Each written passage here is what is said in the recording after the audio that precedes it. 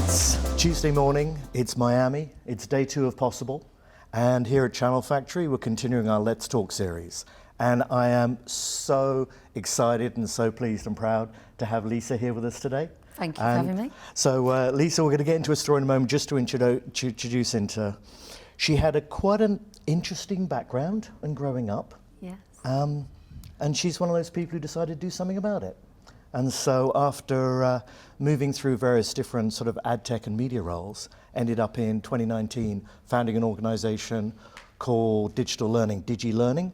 And Digilearning is all about how to take people who are from impoverished or poor homes, give them access and understanding to media, and creating a platform for them to sort of rebuild their lives, their communities, and their prospects. And she is the articulation of that. So with that, wonderful to have you here. Thank you for coming to join us. Thank you for having me. Yeah, I am the lived experience. You are. That's why it's so authentic. Yeah. So come on, tell us a little bit about the journey and the story. And by the way, her family name is Goodchild, and she wasn't. No, I was not. So bad child for life. ironic. That's what I say. Normally, when I'm opening up a keynote, is bad child for life. But yeah, my childhood was very, very. When I think about it, I'm very detached from it, and I think because there was, it was a lot of trauma. I visited many people, family members in prisons, granddads, uncles. It was quite extreme when I think about what I went through. And I'm not even going to say what your mum asked you to do as a 13-year-old. Oh but no, I was selling drugs at some 13. pretty crazy things. Yeah, and that's in South London.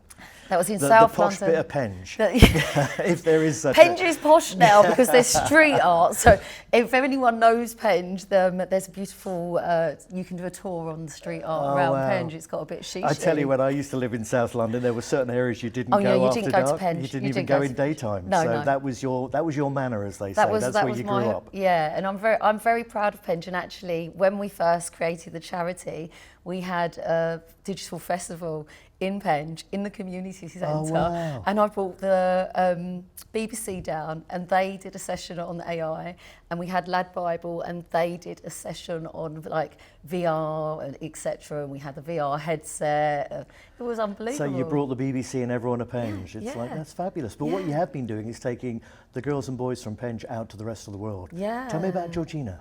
Oh, so Georgina is an amazing young person. She, working class, family in catering, etc. From Manchester, Bolton actually. So Bolton, come on, you've got to be careful. She lives in Manchester like in now. Manchester and the she river would be and very. Salford It's and like Bolton. you can't say like South London, West London. In England, it makes a big difference. Yeah, the it neighbourhood does. makes a big difference. It does. Yeah. So she's a Bolton girl. She is a phenomenal talent.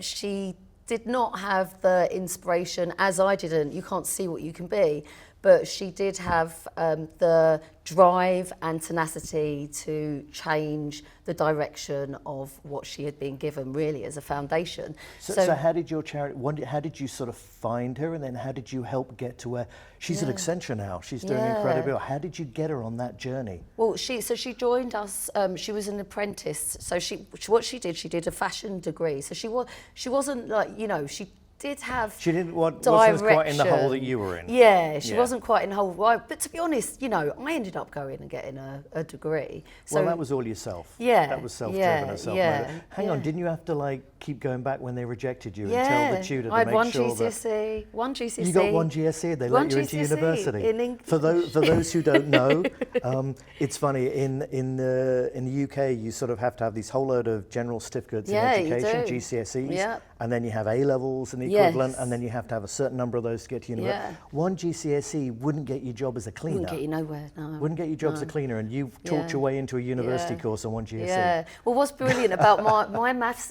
my teacher at university, Tony Mann, was absolutely amazing. So he's now created a degree at Greenwich. They're doing a test where you don't need a maths GCSE. Because I think they've realised that if you keep putting people off as well in terms of saying you have to be a maths genius, then you're not going to get people going into those areas. But we have people that do think different, act different, and are potentially very, very intelligent around the area of maths. But if we make it untouchable and unapproachable and go, oh, you need a maths A star.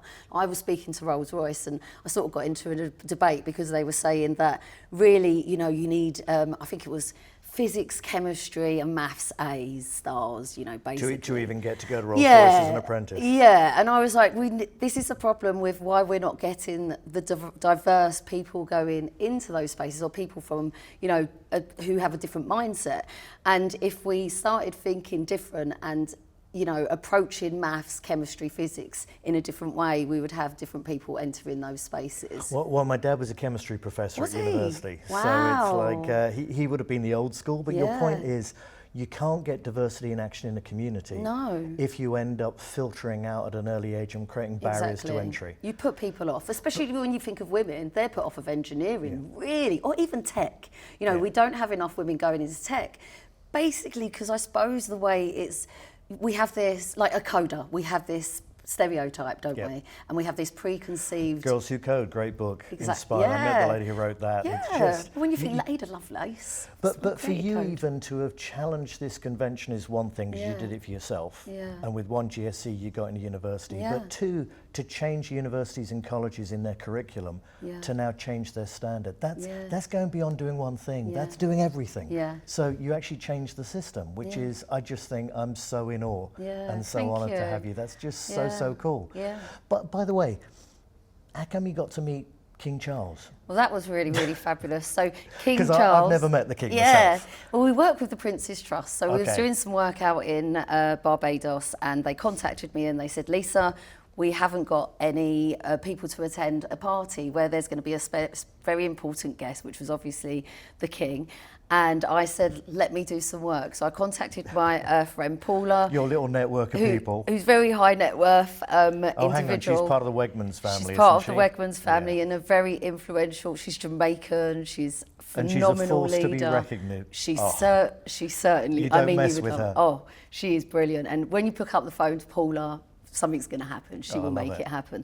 So she picked up the phone to a friend, Dominique, and that was it. We had all the high net worth individuals.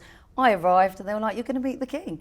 And there was me, quite a few billionaires. Do you bow? No, Do you curtsy? I've got a beautiful picture. And my mum was like, Lisa's definitely giving you the wink there. I was like, Mum, stop it. But at the end of the line, there was about 12 of us, and you had Sir Tom Jones and Lionel Richie at the end. So I was going to say, which one do you want to hang out with the drinks? The King, Lionel Richie, or Tom Jones? The King's a pretty cool guy. And what he does for young people with his charity, which is now the King's Trust, is phenomenal. So I love the work that they do all around the world and in the Commonwealth. But this is really about making sure that we go above and beyond and we make a difference, because we can't just sort ourselves out and our own kids and our own families. Sometimes that's quite enough. But to do it for the communities around us and actually make a difference where you change institutions, that is truly phenomenal.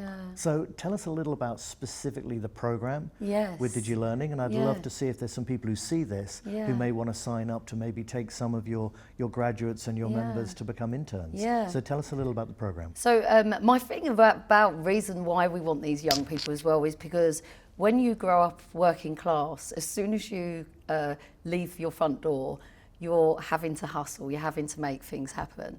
So having these young people, and having these young people that come into our industry, it helps us be able to find solutions to our problems. So our program is phenomenal. So Georgina, as an example, was an apprentice. She at Accenture to do a master's. She joined us in Cannes Lions, etc. She's come here twice now. And you've brought 15 of your young members with you here to sort of meet the industry and get exposed? And last year we brought 9. So we brought some from Jamaica, Barbados, the UK, and local young people as well. So we have. So it truly is a global solution. It really is. And just watching them mix and build bonds is phenomenal. You know, people from all over the world, young people, they don't have barriers. You know, we grew up in an older generation where there was boundaries and barriers. Everyone's digital, so everybody is everyone. It's a different world that they've been brought up in. But to watch them grow is phenomenal. So, you know, it's really important that we help them, even if it's giving an internship, letting them come into offices, seeing what they can do. Shadowing. I had a call at the weekend saying, can I come in and shadow? Can I just come in and see what it's like. Because how are people supposed to know what goes on in these offices and buildings? You've got no idea. So the more we can give them access, give them opportunity, and also help guide their educational choices so that they're better prepared, then we create that next generation for the whole industry. Yeah, so we've been working with the Department of Work and Pensions in the UK, and with Accenture supporting massively and leading with us, and really helping me. I love how people like Accenture make such a position, and they actually commit to doing these things. Yeah, they really have. The other week we had a beautiful week, and we had CrowdStrike come in, we had Adobe, you know, all these brilliant companies, the storyteller, and to get young people to go into a corporate setting and to feel comfortable and safe, so they start understanding that they can be part of that family as well, is really important. And that's what it's about. The more you feel like you can be in a room, you deserve belong to be there. there. No, you know, when I was younger, I used to have to hold my breath and be like, I'm going to enter the room, I'm going to own this room, and now I just walk in a room and own it anyway. I love it. I don't need to breathe in. It's such an inspiration. Thank you. I tell you, that line you said about they couldn't see what they could be. Yeah. And I think you've given them a chance to see what they can be, Yes. but not only see what they can be, you've actually given them a roadmap and a journey, and you've held their hand through education and all the way through to internships to getting into the industry. So for doing that, we're eternally blessed. We're very grateful. And what you've done for all these communities across the world is just incredible. So if there's anybody out there watching this and you want to get a little bit of Lisa magic, then please reach out to us, we'll connect you. And Digilearning, it's really important. And it works from cradle to grave, and it brings people through to join our community, which is not just doing good by them, it's also doing good by us. And as we say as Channel Factory, we believe in, as you do good business, you do good. So together we can make a difference. So with that, Lisa, thank you so much. Thank you, Phil. Thank you.